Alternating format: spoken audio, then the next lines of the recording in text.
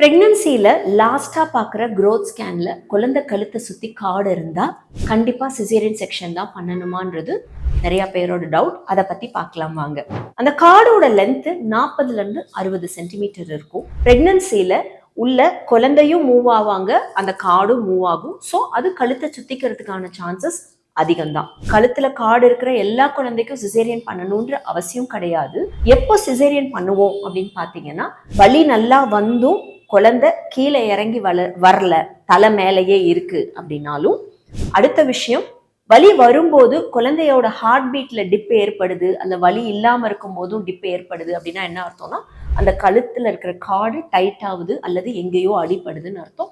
இந்த மாதிரி கண்டிஷன்ஸ்ல சிசேரியன் பண்ண வேண்டியது அவசியம். ஸோ நல்ல மானிட்டரிங் சிஸ்டம், சிடிஜி வச்சு மானிட்டர் பண்ணுறதுக்கு சிஸ்டம் இருக்குது அண்ட் உங்கள் டாக்டர் 24 hours அவைலபிள்னா தாராளமாக நீங்கள் நார்மல் டெலிவரி ட்ரை பண்ணுவாங்க டாக்டர்ஸ். இது போன்ற ஃபேக்ட்ஸ் பற்றி தெரிஞ்சுக்கிறதுக்கு நம்ம பேஜை ஃபாலோ பண்ணுங்கள். நான் டாக்டர் அகிலா திரு. தேங்க்யூ.